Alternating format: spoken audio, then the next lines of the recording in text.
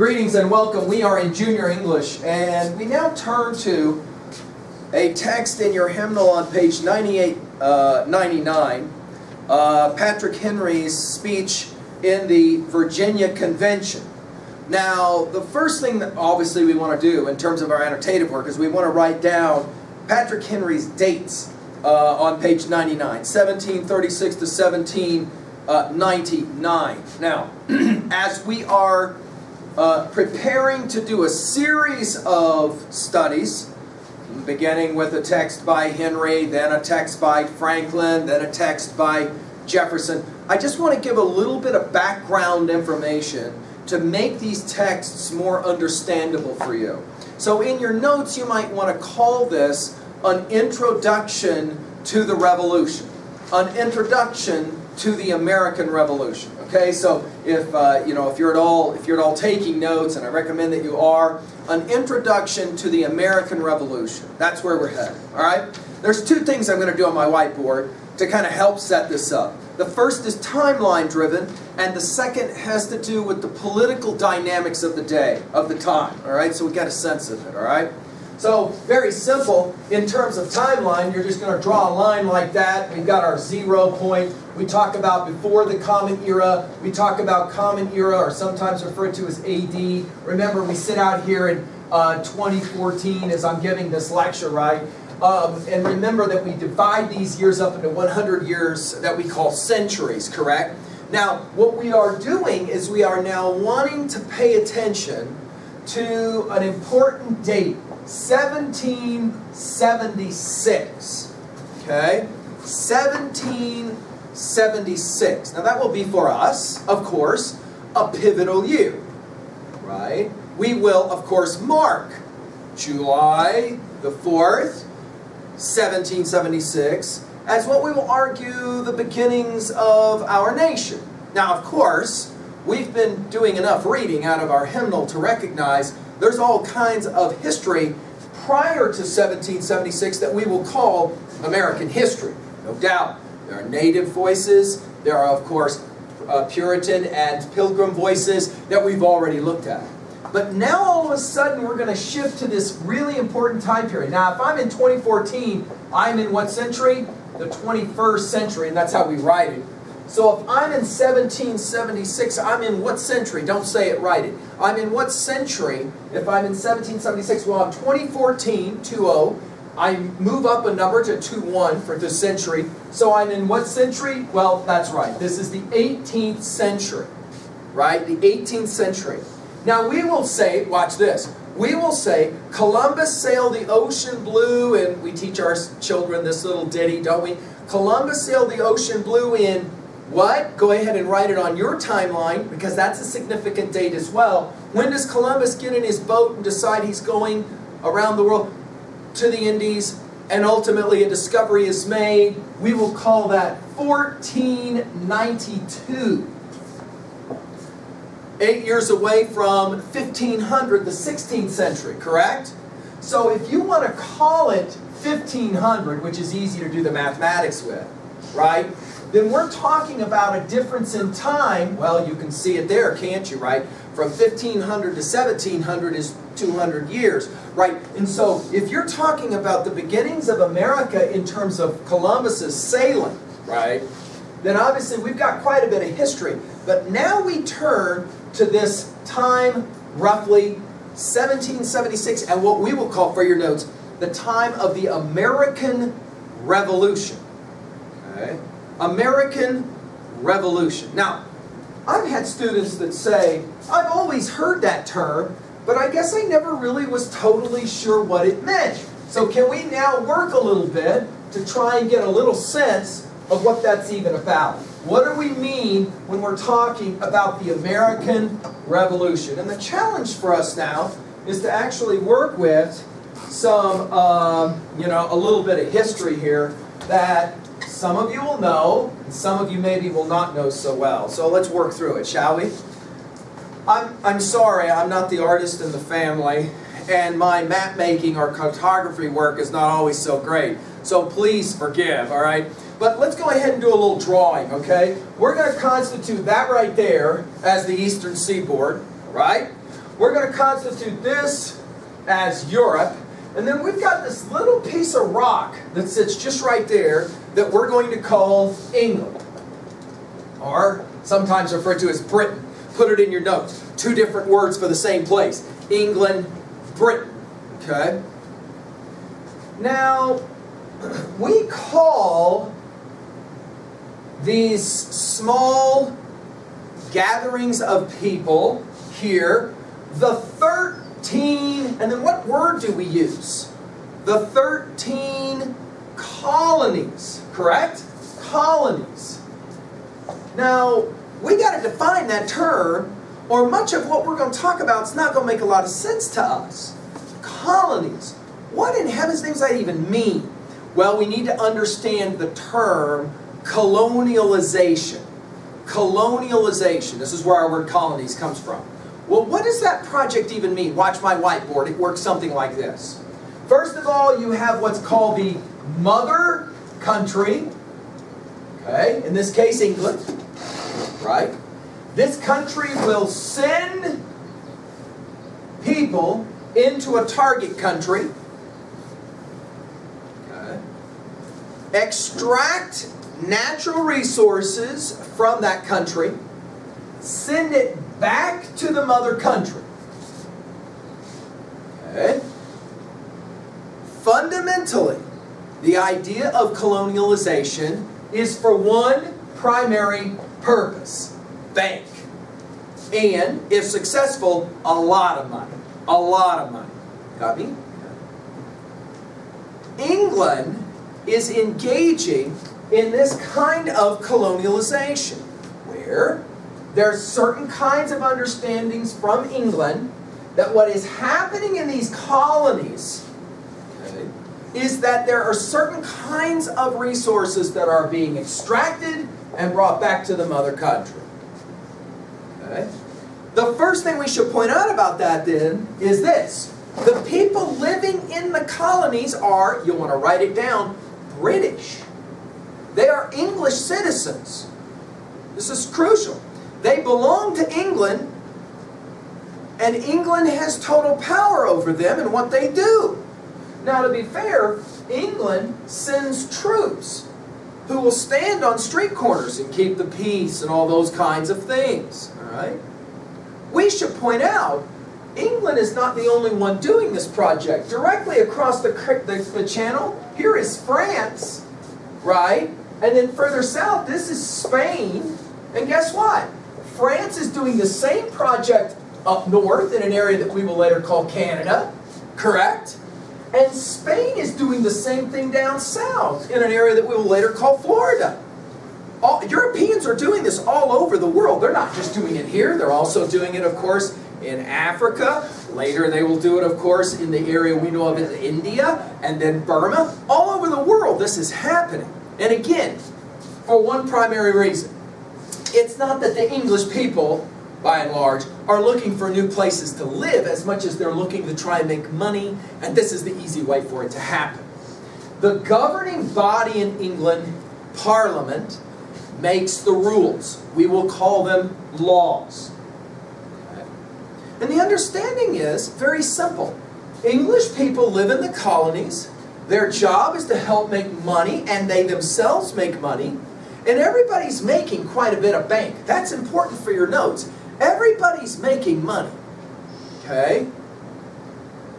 However, you knew that was coming, right? There is a moment in time.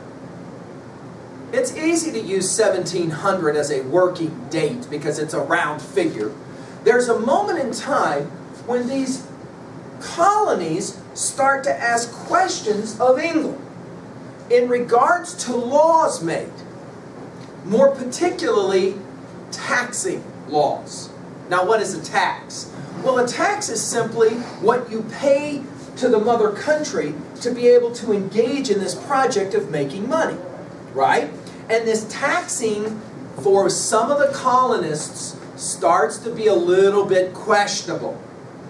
There were rumblings back in England that these colonists would at some point try to declare independence. And when that was spoken of back in England, we're told that the king, George III, just laughed out loud.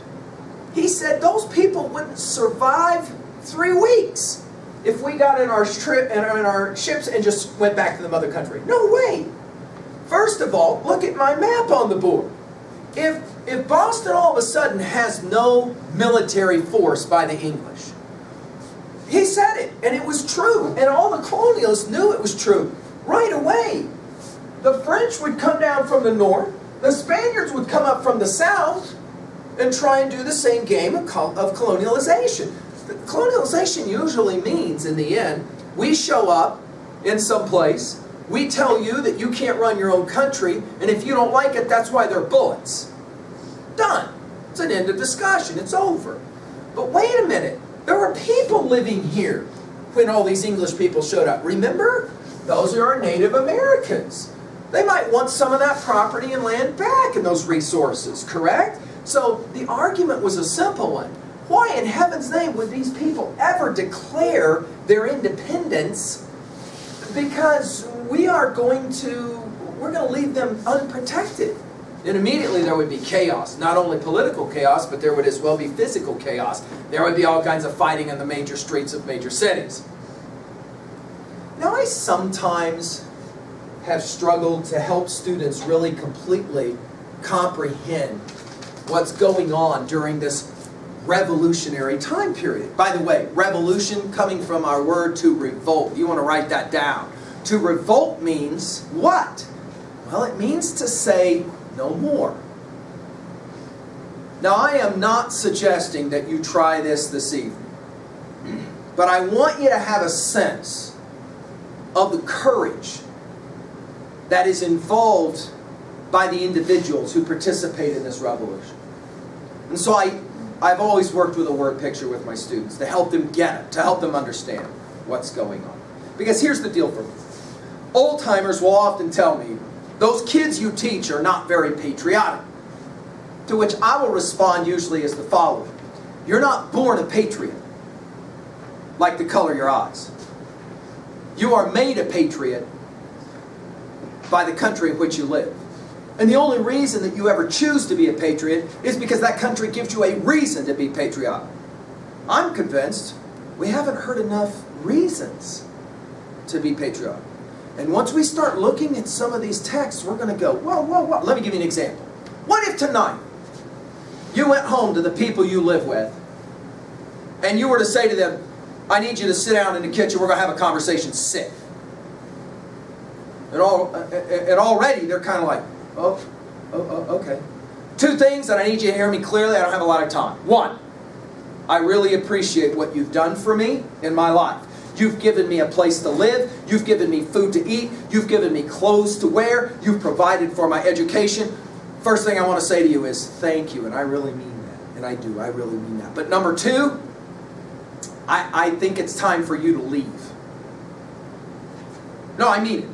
I need you to leave. I have decided that it's time for us to separate. And so 2 things are about to happen. 1, you're going to walk out of this house, and everything in this house now belongs to me. 2, this thing that you used to call being my parent, my authority figure, that's over with. I've lived long enough on this planet. I do not need you telling me what to do anymore. From here on out, once you leave and you walk out that door, we are equals in every way. I need you to go. Now, just for a second in your mind's eye, I'd like for you to just play this one out. Can you imagine what the adults in your life would do? First of all, think about the range of emotions they would go through. First of all, they'd probably laugh, wouldn't they? They'd be like, are you like videotaping this or something? What's up? What's going on? Is there something up? Are you on drugs or something? What is going on? And you go, wake up. I need you to listen to me. I said 2 things to you. 1, thank you, and 2, goodbye. You're leaving. You're leaving. No, I'm serious. You are leaving. You are no longer living in this house. It's no more. Oh, and the car too. I appreciate it. Oh, and by the way, I'll let you take 1 or 2 personal items, but I need you out of here because I'm going to throw a party this weekend and I don't want you around. Right? Think about it. And then, of course, what's the next step? The parents would go from, that's good to, whoa, whoa, whoa. Honey, you need to just back it up one more time. What are you saying? Okay, I realize you're a little bit old. Probably don't follow things so well. So I'm going to say it one more time really clearly. I appreciate what you've done for me, but I need you to go. This is all mine now. I'm taking it all, and I need you to leave. Would you agree with me that in your mind's eye, if you play this game out long enough, there would probably at some point be somebody who would finally step up from the table and say, now it's my turn. I don't know what you think you're doing here, but this ain't going to fly. I am going nowhere. This house belongs to, the car belongs to, and the fact that you get to live here is a privilege. The very idea that you think you're going to throw me out, whoa, whoa, whoa, you don't throw me out, I throw you out. Would you agree with me? And probably if the conversation went much longer, there would probably be violence. Would you agree with me? In other words, can you imagine in your wildest dreams that the people you live with would go, oh, we are so great, this day has finally come. We've been waiting for you to grow up and to mature, to become an adult, and to take over everything. We are so, it's here. Well, okay. Hey, can we at least have 30 minutes so we can at least get one or two items? Is that okay? Okay, 30 minutes. And then we're probably going to need you to drive us somewhere because we don't have a car anymore because we're going to give you the vehicle. So, or vehicles. And so, yeah, is that, can you imagine in your wildest dreams that a parent would ever say, no, it's on the whiteboard. You even wrote it in your notes. Wait a minute. We call it the mother country. When there was talk initially among these colonists of doing this project, of saying, well, watch my whiteboard. This is what they're going to say. Hey, thanks, but no thanks. We're done. What do you mean you're done? Yeah, we're done. We appreciate all you've done for us. Now it's time for you to go. Oh, and by the way, two things. We're going to go ahead and take everything that's left. That is to say, all of the resources. And, oh yeah, the next time we meet, we're going to be equals. No longer will we be subjects of yours. No longer will we be children to you, the mother. Hey, guys, I don't care what kind of house you live in, and I don't care what kind of personal holdings your family has or hopes to have. They got nothing compared to the billions of dollars and potentially that England knew existed. Right? And we're only going to get fatter wallets. Can you for a moment imagine that there would be anybody here who would say, yeah, dude, let's just pull the plug on these guys? Oh, I'm sorry, I forgot one other small part in the puzzle that will make you sit up and go, whoa, whoa, these people were like near insane. Are you ready for this? Largest military navy in the world, most productive, that's scary good. Which, let's just say it out loud, these guys know how to win wars. They're really good at it. They can shoot a rifle pretty well. And they are the legal force in the colonies. Somebody walks up and bashes somebody overhead. Guess what? The courtroom is run by a British judge or somebody tied to Britain or England's judicial system. We're talking about asking, demanding that parents just up and leave the house to you. Imagine what kind of courage that takes. If not courage, it's insanity. Would you agree with me? Like I said, I'm not suggesting you try this tonight, but in your mind's eye, you can imagine how this would go over. Sooner or later, the people you live with would be, wait, that's it. We are calling the cops. I do not know what. You are not listening to me. I am not asking you if the house is mine or yours. I am not. I am telling you, go. There's the door. You know how it works.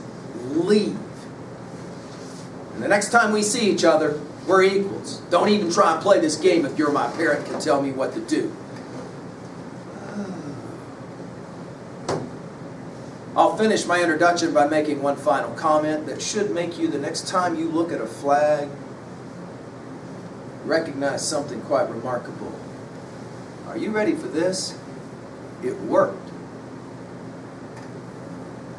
It worked. Dude, you're sitting here. It worked. How did it work? Boy, oh boy, that is a good question. How did they tell the mom and dad, the house now belongs to us, the keys now, the cars belong to us, all of the resources belong to us, you can now leave? How did that work? Two things. You want to write this in your notes. Two things that allow for that to work. One, words. Two, bullets. I'm using bullets as a metaphor, aren't I? One, they fought with words. Two, they fought with bullets. You had to have both. You had to have both. It's not like England is going to go, oh, okay, yeah, no, that's fine. So we'll just be on the next boat out of the harbors of Boston and all the other cities on the eastern seaboard. And all the billions of dollars that already could be made and will be made, they all go to you. No, that's fine. Oh, well, no. But see, we've still got another issue. What about the French to the north? And what about the Spaniards to the south? And of course, there are a few native populations that would maybe like to have their land back. And in the middle of all of this, the debate was, do we pull the plug on England or not? Now, one of the most important voices early on was a cat named Patrick Henry. And so when we turn now to look at Patrick Henry's speech in the Virginia Convention, and then a little bit later, Benjamin Franklin's comments in another convention, and then we look at what will be the most influential text of all, put it in your notes, namely Thomas Jefferson's Declaration of Independence. We will want to pay attention to the ways in which language comes first. Boy, this is important. Language always is the first battleground. You want to write that down. Why? Are you ready for this? The early colonialists were intellectuals. They were educated. They had good minds. And they understood the power of language. Okay? They understood the power of language. And with that power, they could then move their own colonialists. Why? Here's why. Important for your notes. Many, watch my whiteboard, many colonialists said, you want to tell England to go away? Are you totally out of your ever-loving mind? First off, they'll never do it. It would be like your best friend if you told your best friend, dude, tonight I'm pulling a plug on my parents, they're gone. Your pal would be like, whoa, what did you just say? No, I'm going to tell them to leave. I'm going to tell them two things. One, thanks for everything you've done for me. Two, get out. I'm taking everything. And your friend would look at you and say, what is wrong with you? Your parents are never going to allow that. Are you stoned? And you say, no, I'm not stoned at all, but this is what's going to happen. There has to be some convincing. You'll want to write this in your notes. There has to be some convincing of the colonialists themselves. They themselves have to be convinced. Are you ready for this? It is extremely dangerous to do what these people are going to suggest. And these people, these speakers to these colonialists, share in common normally two things. One, like I said, they're intellectuals. They are well-read people. They understand the power of language. Number two, are you ready for this? And man, this makes you sit up and go, whoa! They were the ones making a lot of this bank. They had a lot to lose. There were a number of them that said, are you crazy? We're all making serious amounts of money. Who cares about England being the one in control? Just let things go. What we would call the status quo. Let things go. Let things happen the way they got to happen. It would be the voices of a few visionaries who would say, no, we have to break the relationship with England, become our own power. We will found a nation. And we'll no longer be colonies under the British, but rather a nation equal to the British. Whoa. Well, the greatest statement of this, of course, is in that classic of all classics of American thought, the Declaration of Independence. To declare means to state confidently, right? To aver is our vocab word, A-V-E-R, to state confidently. And then all those guys signed at the bottom of that thing, which, by the way, made every single, watch my whiteboard, made every single one of them considered traitors to the English crown. Which means what? If the Revolutionary War is lost, Patrick Henry gets jacked up. He is soap on a rope. He's a traitor. England's going to execute that cat. Because in the end, he had the gall to suggest, hey, Ma, Dad, appreciate what you've done for me, now get out. Ooh.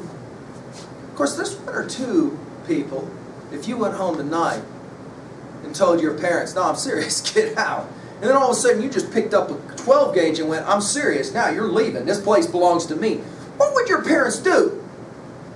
They would probably not just walk out the house and say, well, you know, we did have a 12 gauge and all, granted it was ours once, but now it ain't no more. What would they do? They would go get H-E-L-P. Would you agree with me?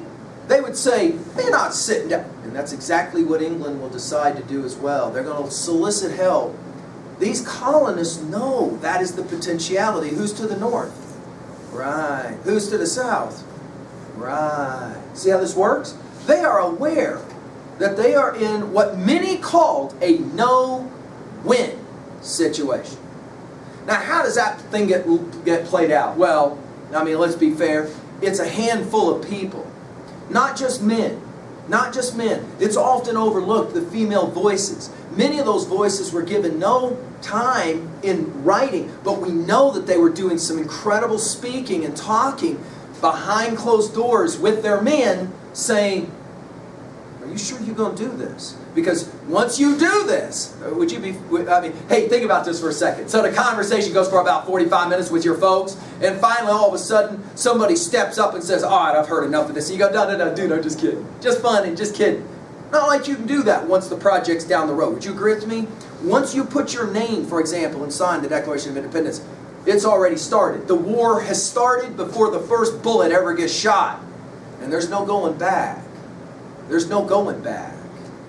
And the people who are the primary spokespeople are aware a lot of people got to die, and we might lose. And if we lose, the people remaining who are leaders of the insurrection, of the rebellion, they will be tried and killed as traitors. Whoa! So it begs an obvious question. Who could speak enough words to convince people to say, yeah, that's what we're going to do. Yeah, that's what we're going to do. Now, the challenge of a junior literature class is that there are so many of these important moments of speech. How do you put them in a book so that students can have some sense of what happened? What your textbook has done is to choose the famous Patrick Henry speech. And now all of a sudden it makes sense when you read that little quote on the bottom of page 99. Give me liberty, or give me death! Exclamation mark. You could ask, did this cat have some kind of death wish or something? Well, I don't know. If you went home to see me and tell your folks, go ahead and leave. It's all mine now. One or two of your pals might ask you, you got some kind of death wish or something? Because this ain't going to end well for you. It's not going to end well for you. The amount of courage this had to take, beyond belief, right? Beyond belief. As we turn now to the text itself, our goal is to now appreciate the spoken language. Now, in the junior year, our state standards do require us to talk about giving speeches. And giving speeches is, of course, sometimes less than an exciting thing for some students, right? Of course, you got to get up in front of a group of people. Two kinds of speeches. You'll probably want to write this down. Two kinds of speeches in regards to delivery. In regards to delivery. And by the way, on 96-97, you've got some important information about speech giving that you might want to be looking at now as I'm working with this. Two kinds of speeches in terms of delivery. One, it's written, and you simply deliver it word for word. Normally, you read it. Okay?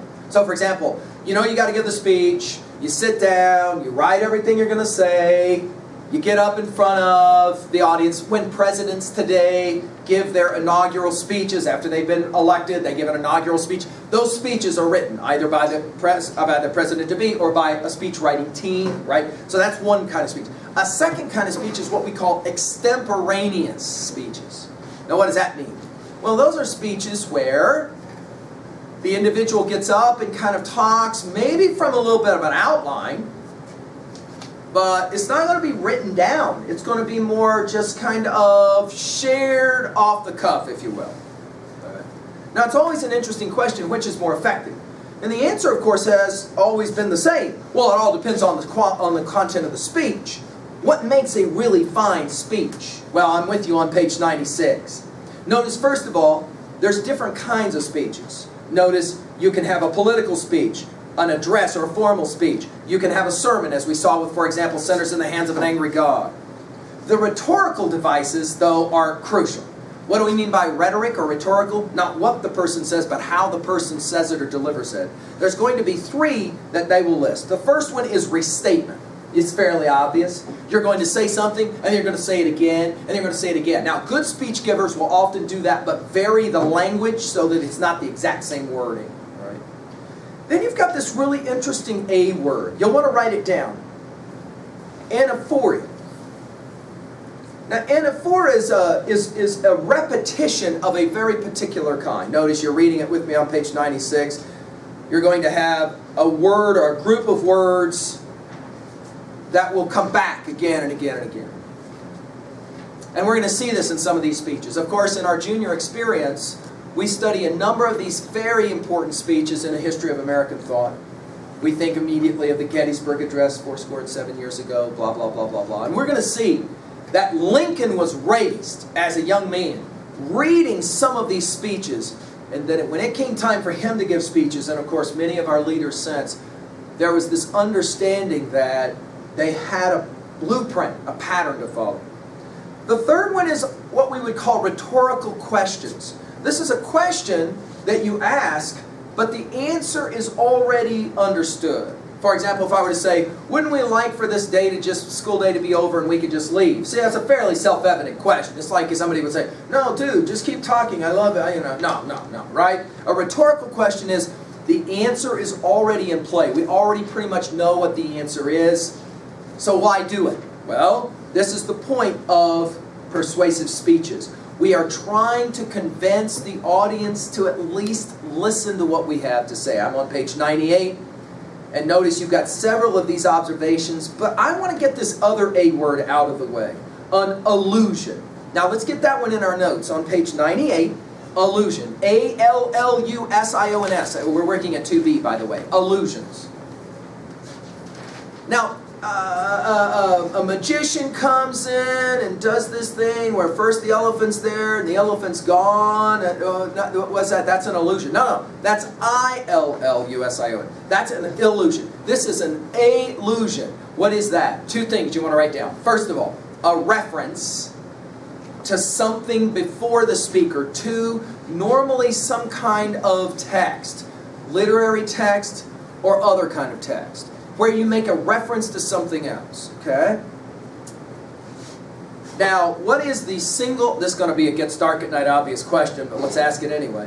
What is the single text that the audience members of both Henry and Franklin are going to know the best? Well, that's fairly self-evident, because what do they all do on Sunday morning? They go to church. Where in that church? They hear words from what single text? The 1611 King James Version of the Bible. You want to write it down as that? The 1611 King James Version of the Bible. That's the text that they know the best, so it will not surprise us at all that when these guys start using rhetoric and language to try to convince their listeners that they are in the right, they're often going to reference that important classic text, the Bible.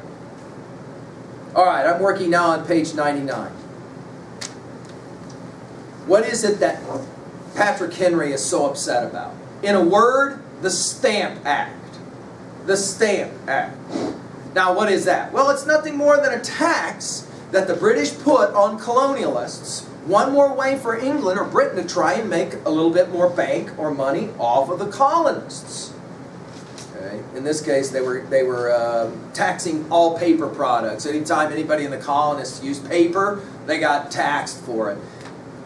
Patrick Henry saw this as evidence that something was wrong, that something had to be changed.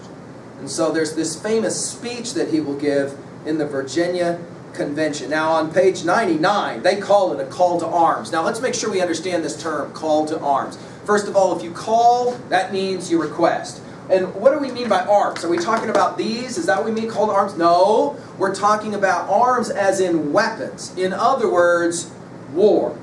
Okay? In other words, Revolutionary War. Standing behind all of the words of Patrick Henry is the understanding, and there's the wording right there at the bottom of 99.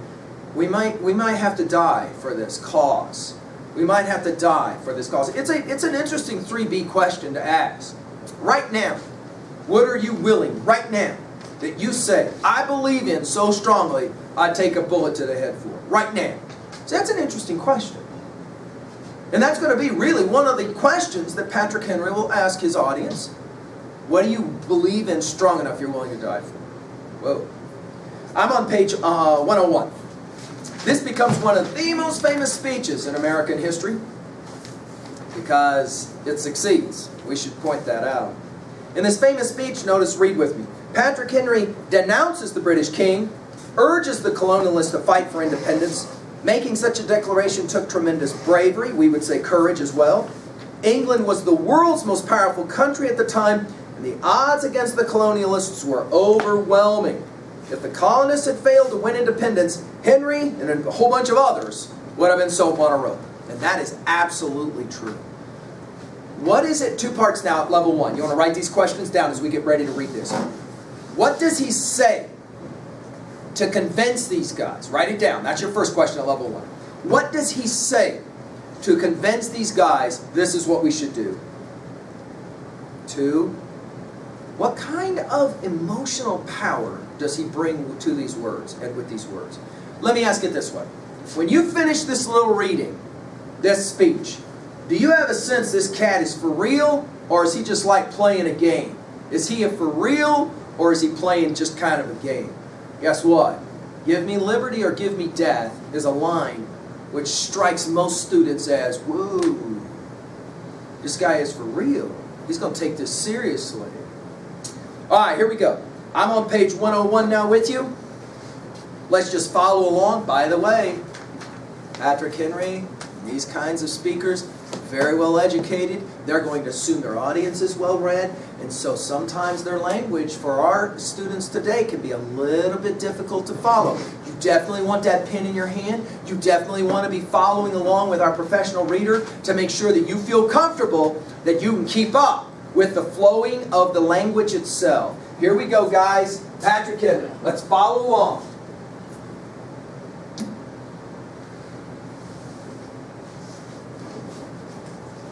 Speech in the Virginia Convention by Patrick Henry.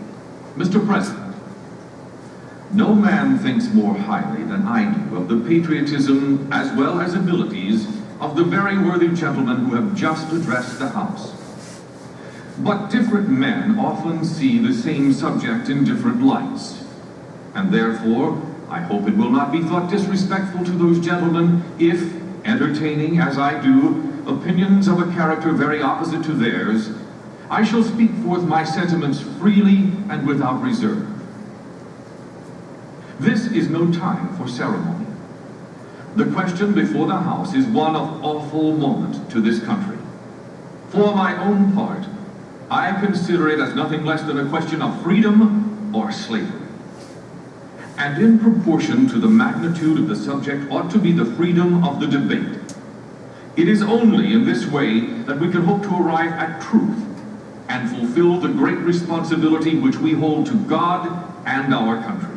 Should I keep back my opinions at such a time through fear of giving offense, I should consider myself as guilty of treason toward my country and of an act of disloyalty toward the majesty of heaven, which I revere above all earthly kings. Mr. President, it is natural to man to indulge in the illusions of hope, We are apt to shut our eyes against a painful truth and listen to the song of that siren till she transforms us into beasts. Is this the part of wise men engaged in a great and arduous struggle for liberty? Are we disposed to be of the number of those who, having eyes, see not, and having ears, hear not, the things which so nearly concern their temporal salvation? For my part, whatever anguish of spirit it may cost, I am willing to know the whole truth, to know the worst, and to provide for it. I have but one lamp by which my feet are guided, and that is the lamp of experience. I know of no way of judging of the future but by the past. And judging by the past, I wish to know what there has been in the conduct of the British ministry for the last 10 years to justify those hopes with which gentlemen have been pleased to solace themselves and the House. Is it that insidious smile with which our petition has been lately received? Trust it not, sir. It will prove a snare to your feet. Suffer not yourselves to be betrayed with a kiss. Ask yourselves how this gracious reception of our petition comports with those warlike preparations which cover our waters and darken our land. Are fleets and armies necessary to a work of love and reconciliation? Have we shown ourselves so unwilling to be reconciled that force must be called in to win back our love? Let us not deceive ourselves, sir. These are the implements of war and subjugation, the last argument to which kings resort. I ask gentlemen, sir, what means this martial array, if its purpose be not to force us to submission? Can gentlemen assign any other possible motive for it? Has Great Britain any enemy in this quarter of the world to call for all this accumulation of navies and armies? No, sir, she has none. They are meant for us. They can be meant for no other. They are sent over to bind and rivet upon us those chains which the British ministry have been so long forging. And what have we to oppose to them? Shall we try argument? Sir, we have been trying that for the last 10 years. Have we anything new to offer upon the subject? Nothing. We have held the subject up in every light of which it is capable, but it has been all in vain. Shall we resort to entreaty and humble supplication? What terms shall we find which have not been already exhausted? Let us not, I beseech you, sir, deceive ourselves longer. Sir, we have done everything that could be done to avert the storm which is now coming on. We have petitioned, we have remonstrated, we have supplicated, we have prostrated ourselves before the throne and have implored its interposition to arrest the tyrannical hands of the ministry and parliament. Our petitions have been slighted. Our remonstrances have produced additional violence and insult. Our supplications have been disregarded, and we have been spurned with contempt from the foot of the throne. In vain, after these things, may we indulge the fond hope of peace and reconciliation. There is no longer any room for hope. If we wish to be free, if we mean to preserve inviolate these inestimable privileges for which we have been so long contending, if we mean not basely to abandon the noble struggle in which we have been so long engaged, and which we have pledged ourselves never to abandon until the glorious object of our contest shall be obtained, we must fight. I repeat it, sir, we must fight. An appeal to arms and to the God of hosts is all that is left us. They tell us, sir, that we are weak, unable to cope with so formidable an adversary. But when shall we be stronger? Will it be the next week or the next year? Will it be when we are totally disarmed and when a British guard shall be stationed in every house? Shall we gather strength by irresolution and inaction? Shall we acquire the means of effectual resistance by lying supinely on our backs and hugging the delusive phantom of hope until our enemy shall have bound us hand and foot? Sir, we are not weak if we make a proper use of those means which the God of nature hath placed in our power. 3 millions of people armed in the holy cause of liberty and in such a country as that which we possess are invincible by any force which our enemy can send against us. Besides, sir, we shall not fight our battles alone. There is a just God who presides over the destinies of nations, and who will raise up friends to fight our battles for us. The battle, sir, is not to the strong alone. It is to the vigilant, the active, the brave. Besides, sir, we have no election. If we were base enough to desire it, it is now too late to retire from the contest. There is no retreat but in submission and slavery. Our chains are forged. Their clanging may be heard on the plains of Boston. The war is inevitable, and let it come. I repeat it, sir, let it come. It is in vain, sir, to extenuate the matter. Gentlemen may cry, peace, peace, but there is no peace. The war is actually begun. The next gale that sweeps from the north will bring to our ears the clash of resounding arms. Our brethren are already in the field. Why stand we here idle? What is it that gentlemen wish? What would they have? Is life so dear, our peace so sweet, as to be purchased at the price of chains and slavery? Forbid it, Almighty God! I know not what course others may take, but as for me, give me liberty or give me death. Now it is significant, as I say, that many of my students will say out loud, this is the first time I ever heard these words. I mean, I always heard that quote about give me liberty or give me death, but I guess I never really completely appreciated the context of the history behind this speech and the courage that it had to have taken to A, give this speech, and B, say, you know what, he's right. Let's do a quick annotation of why this speech works, okay? What is it about this speech that allows for audience members to be moved by it? Notice the construction of the speech itself. We'll begin on page 101. He begins, first of all, by pointing out that there is no other choice. Now, we're going to see this when we study Thomas Jefferson's Declaration of Independence. He will there use the word necessary. Necessary. We have no choice. He makes a simple argument. England is amassing forces against us.